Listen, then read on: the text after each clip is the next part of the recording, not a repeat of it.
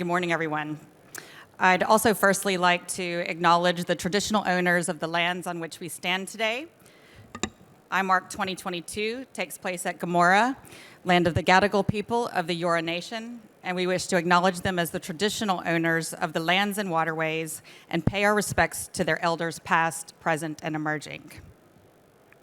I think there's no need for me to explain to anyone in this room this morning, if you've listened to any of the speakers here, that today's mining industry looks very different than the industry of 15 years ago, or even 5 years ago. And the hard reality is that industries that don't adjust both to commercial pressures and also societal expectations generally don't survive. Previous change in our industry may have been driven almost exclusively by returns on investment and what our investors were looking for. This has meant technological innovation as well as risk management practices that have been used to boost productivity during the upswings of the economy, but also to squeeze efficiencies in the troughs to preserve margins and protect dividends. But change in 2022 is fundamentally different, and that's being driven in equal part by the expectations of the communities in which we operate, the politicians who regulate us, and society more broadly. If you asked a consumer 5 years ago where their kettle came from, they probably would have said Harvey Norman, or depending on their budget, Costco. But today, you know what I'll say here. They want to tell you that the commodities that came from that kettle were made sustainably, and that the operations that produced that kettle had a moral conscience. Our employees rightly expect us not only to return from work every day physically unharmed, but to enjoy equal opportunities in a non-discriminatory environment. Governments don't just want taxes, jobs, and infrastructure. They want partners to help them to deliver on ambitious climate change goals and secure supply chains. And investors don't just want returns. They want to invest in miners who can demonstrate they're compliant with today's multi-stakeholder demands, but without compromising on returns. They want it all, and they want it now. Through the immovable nature of mineral deposits, extractive industries have been forced to become far more adept at managing these stakeholder expectations and risks, and probably more than other sectors. And in theory, this should position us to be recognized by our ability to move with or even ahead of those societal pressures compared to other industries. But that's clearly not yet the reality. Mining paints itself a large target at a time of heightened environmental consciousness because of our impact on this earth. Gazing at our own navel and complaining about how hard we're done by that will not do us any good. Our industry needs to understand society's expectations and be actively looking for opportunities that would drive the industry to be something more than what it has historically been known for. What is our role in the circular economy? I was last week in London at LME, and that came up in every single conversation. I dare say it's not coming up enough yet here in Australia. Can we be more than just extraction, processing, and refining? Because of the nature of our work and some of our past failings, we must understand societal expectations better and more rapidly than other industries, while taking stronger action to prove that we're as good as our word. We have to live the values of all of our stakeholders are demanding to earn the right to deliver returns for shareholders. At Newcrest, we describe this as values driving value. This has redefined what we see as a risk to our business and how we manage these new risk settings. The lens is now broader than what we must or can do based on legally binding agreements to what we should do, what's ethically right, responsible, and respectful. The legal definition of what we can do, as we know, works in a court of law, but not necessarily in the court of public opinion. Despite not being a consumer-facing industry, we must ask ourselves, do our actions pass the pub test? Now, while I don't have the time to describe in detail how Newcrest is living today's values to drive value, although for those interested, we do have the full sustainability reporting on our website, I do have the scope to focus on just 3 areas that are really important to me and important to Newcrest as a company.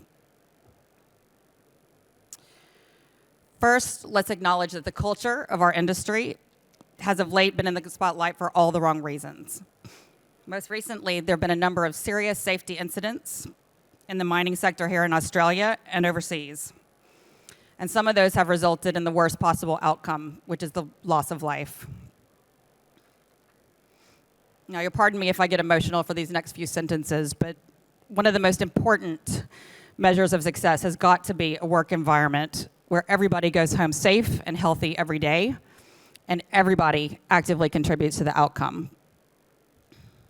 Nothing's more important than that. And for us at Newcrest, the recent death of our colleague in our Bruce Jack operations in Canada is a stark reminder of that. The profound sadness when a life is lost never goes away. Our thoughts and deepest sympathies continue to be with the family and those close to our colleague in their time of grief. Safety must be at the core of everything we do, and at Newcrest, safety is more than just aiming to eliminate injuries and incidents. It's also about aiming to eliminate and prevent harmful behaviors. The emphasis on psychological safety must be the same as the emphasis on physical safety. The findings from the public inquiries into sexual abuse and sexual harassment in the mining industry, I hope we all agree, are just disgusting and unacceptable. And I think they've laid bare the significant amount of work that still needs to be done individually and collectively to protect people's physical and psychological safety. Our multi-year plan includes programs to build a work environment that enables people to thrive. And these programs focus on inclusive behaviors and facilitating a psychologically safe culture so that people can confidentially raise concerns and bring issues to the table to be dealt with without fear. When our people succeed, we do too. And a culture where people can excel is a critical factor to achieving our goals to be a world-class investment thesis, but also sustainable through energy transition. Our leadership is working hard to get this right, but it's really important that everybody plays a role at all levels in the organization. The behavior each of us, no matter what our role is, tolerate or ignore, is the standard we set. So secondly, I want to talk about trust. And I must say, Shireen, this mic works for her, but I think I'm a bit taller, so get that adjusted there. Newcrest's broad range of stakeholders reflects the diversity of our operations, our activities, and the industry. Our stakeholders, and I probably don't have to tell you, include investors, employees, contractors, communities, NGOs, civil liberty groups, suppliers, governments at all levels, and of course our customers. The diversity amongst and between these, not to mention the geographies, presents an immense challenge, but also an immense opportunity. Some priorities amongst these stakeholders are shared, but others are poles apart.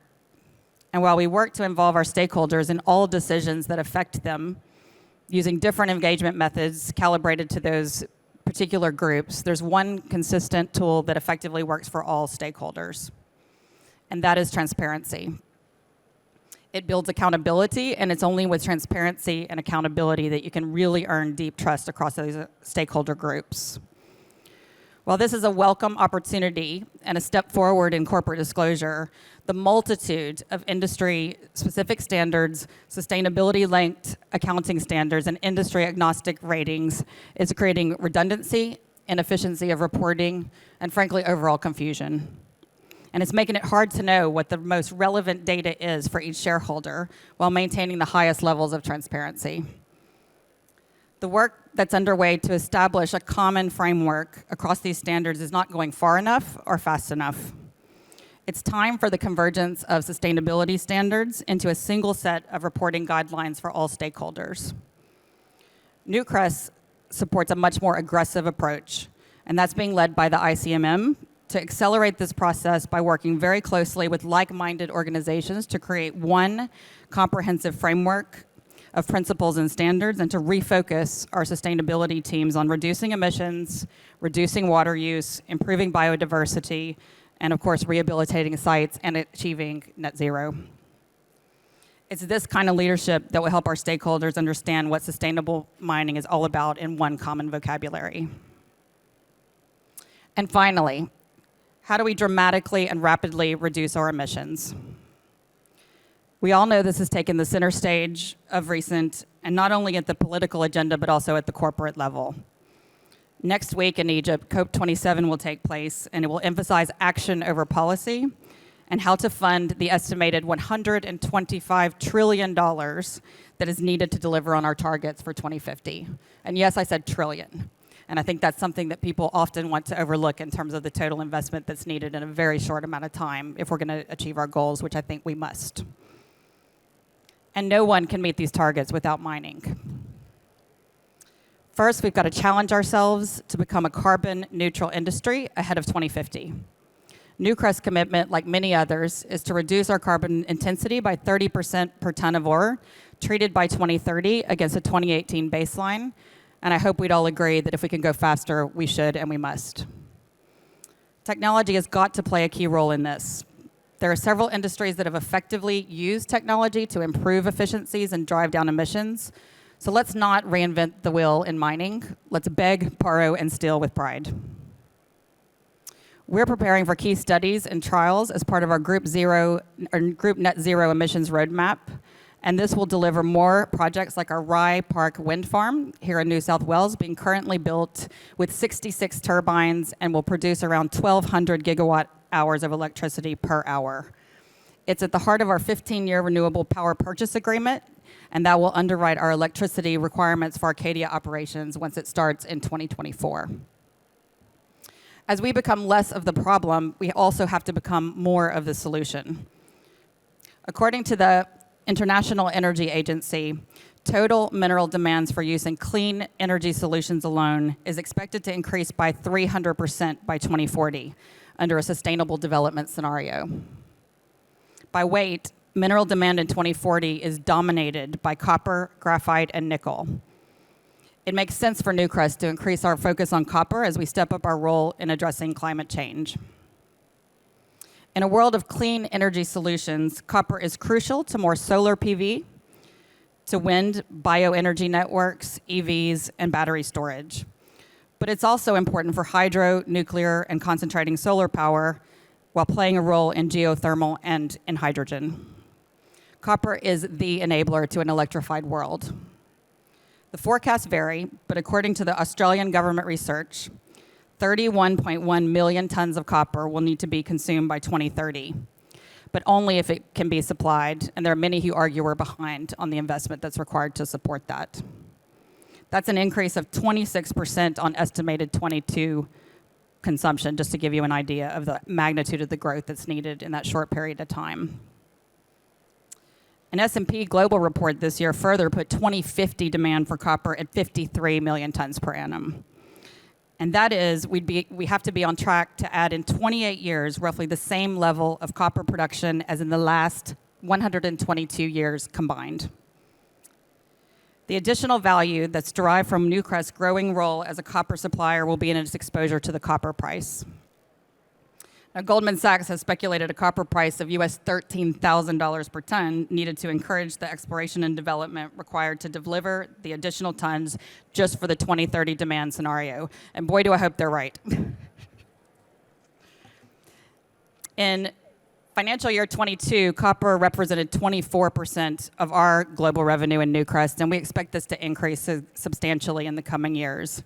We've long asserted the best gold company to own is one with meaningful copper exposure, and that's before you even think about net zero, which is ultimately important. Copper holds the key to meeting demanding investor expectations. They want capital discipline to drive margins and yield because they're concerned about cost inflation in the current environment. They want growth, but they only want it if it's competitive. And at the same time, without sacrificing returns or growth, they want sustainability. As I mentioned earlier, they want it all, and they want it now. Copper helps us balance these expectations today and far into the future. To be clear, our competition for investment, whether it be in copper or gold or any other of the important minerals that you produce, is international. At Newcrest, for example, only a third of our register is Australian. So we're vying for the same capital as large global miners, and so our performance must reflect best in class along yield, growth, and sustainability.